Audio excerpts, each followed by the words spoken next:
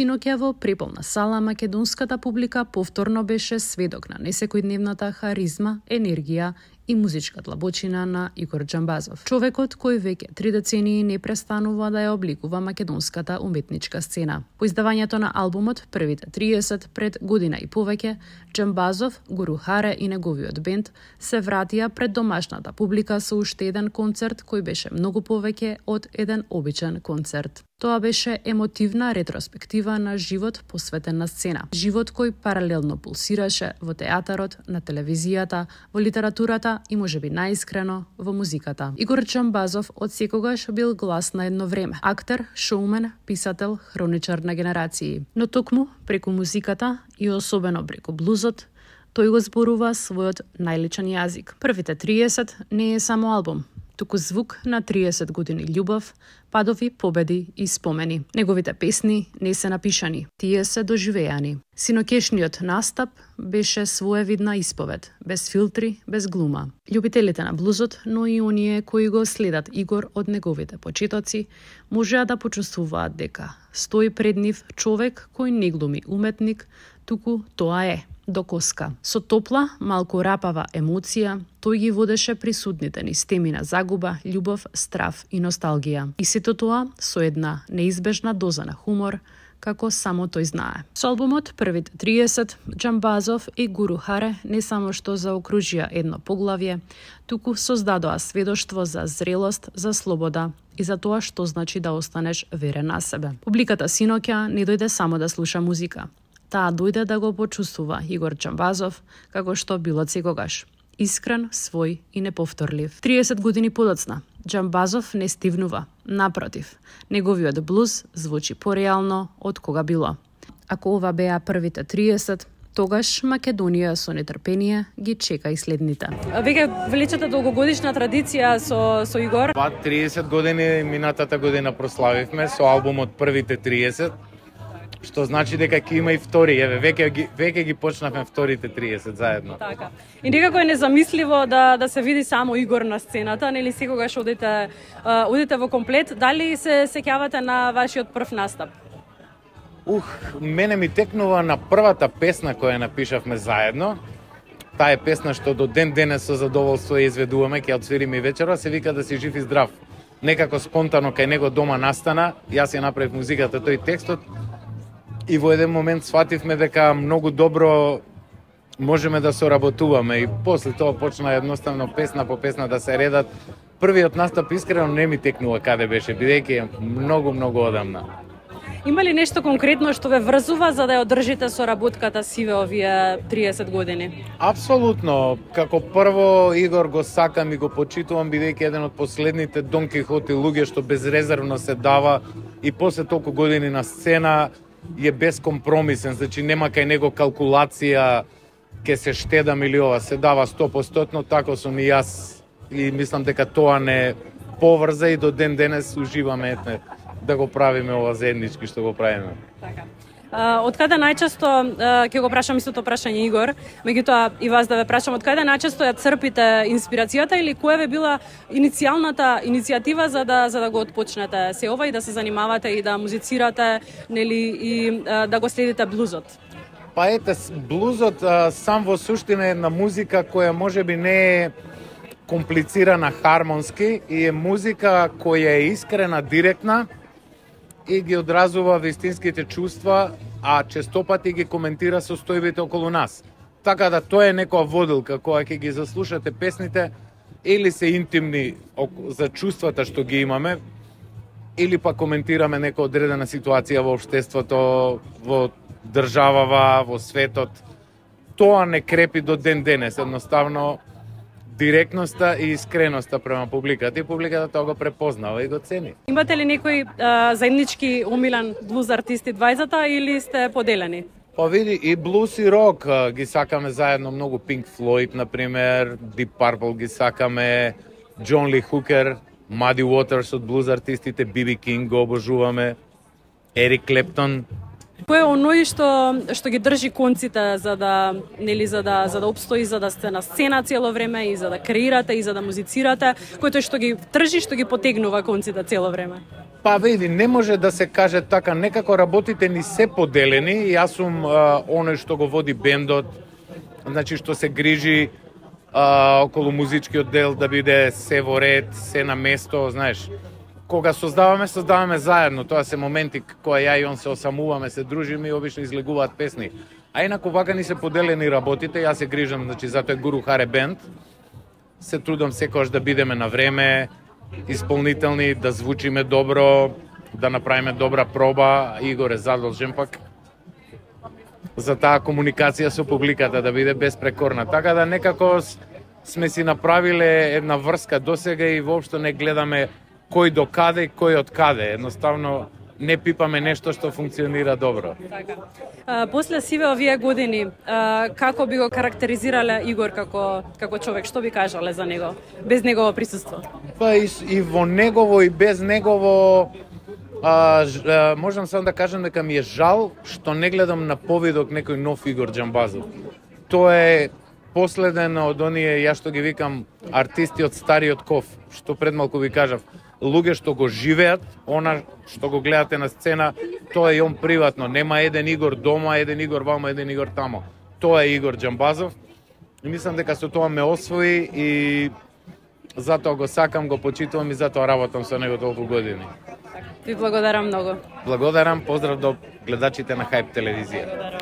Игор Џамбазов е име што одамна не е само синоним за актерска виртуозност, духовитост и безпрекорна сцена. Тоа е културна икона, фигура што ја одбележа македонската јавност со својот талент, храброст и искреност и како уметник и како човек. Последниве години Џамбазов и се предаде на уште една љубов што тлеела длабоко во него – музиката, поточно блузот. Со блузот Џамбазов не настапува, тој го живее.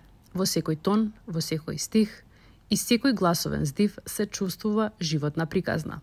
Негова или наша, болна или нежна. Тој не се обидува да биде пејач. Тој е раскажувач на блуз, раскажувач на душа. И токму затоа, кога тој пее, се има чувство дека тоа не е настап, туку откровение. Игор, здраво, вечерва со уште еден концерт и навраќање на она што навистина е музика. Дали се бројат веќе настапите пред македонската публика?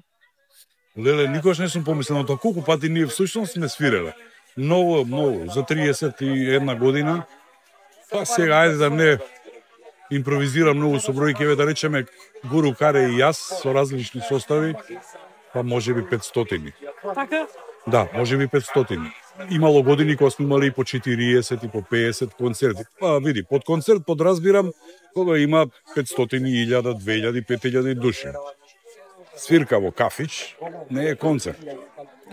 Башка концерт е кога свириш авторска музика. Кога не свириш, кога свириш туѓа музика, тоа е свирка, тезга.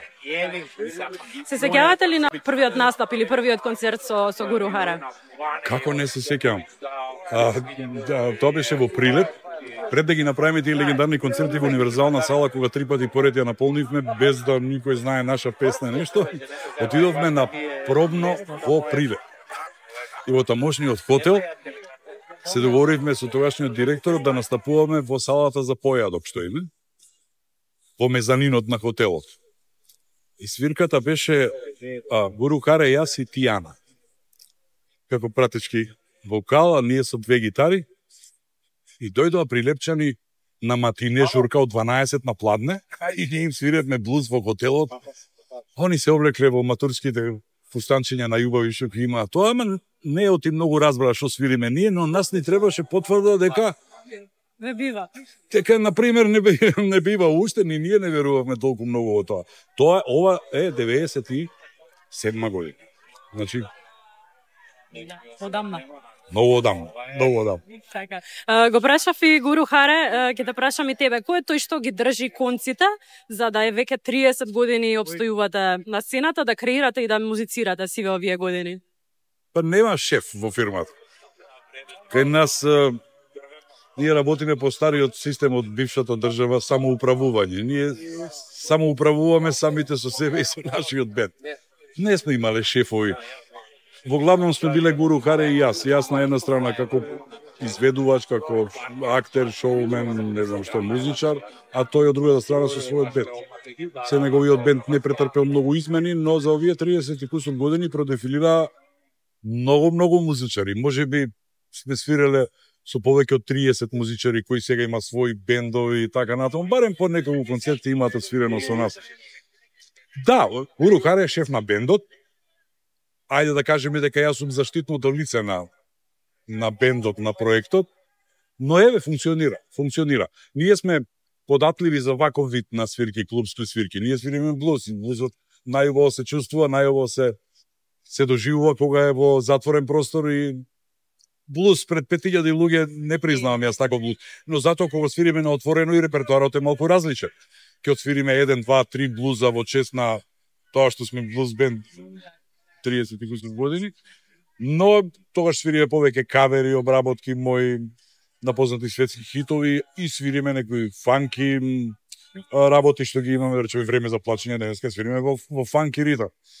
Се да имам барем врска малку со блузот, пошто од блузот се произлезени сите други музики на овој свет, почнувајќи од фанкито, регето и така. Така. А како настана релацијата помеѓу Игор Џамбазов и блузот? За тоа е виновен Гуру Харе. Јас тогаш во време кога тие настапуваа со Банкот Блуз Бенд, јас настапував сам со мојата гитара и свирев ексију музика. Во тоа време најпопуларните хитови, нели, на Чорба Бајага, Дугме, Екаве и така натаму, они свиреа стандарди, блуз стандарди познати светски и свиреме на слични места.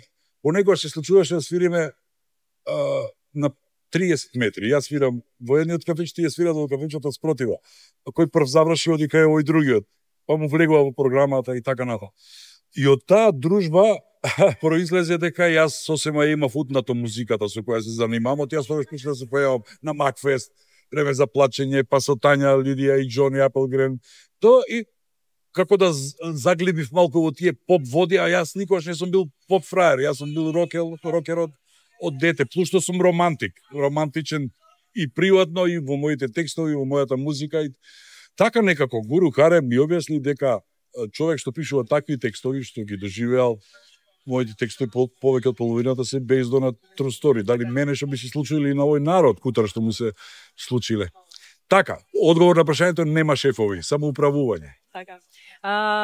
Вие сте едни од ретките, ако не единствени во моментов, кои што нели го држат блузот во живот во ова време.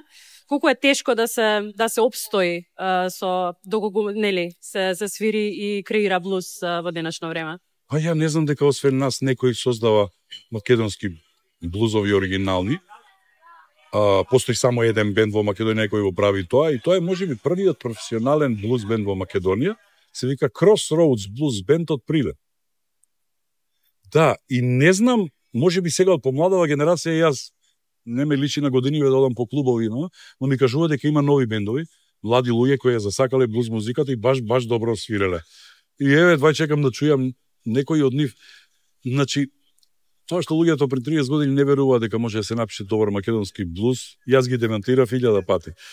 И за мене вистинско задоволство е кога ќе видам деца од 16, 18, 20 години кои ги пеат блузовите кои се тажни и тешки, но па и животов не е лесен да му се не види сега. Сега тоа ниф им пречи тоа што блузот кој доаѓа од полињата со памук во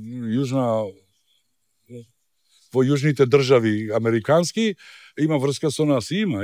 Овој народ е напатен исто колку и тие што ја започнале блуз музиката по памуковите полиња.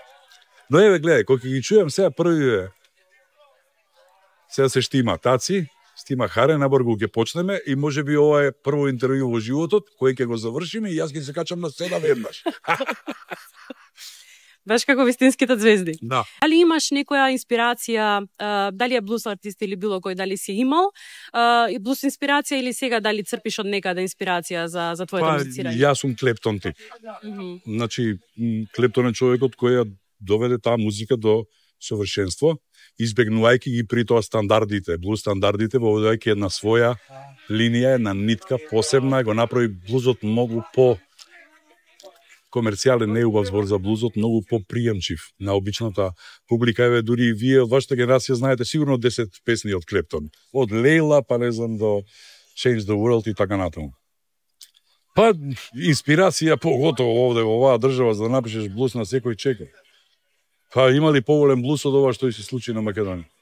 Нема. Ова се првите тактови, одиме на сцена. Оди, снимај.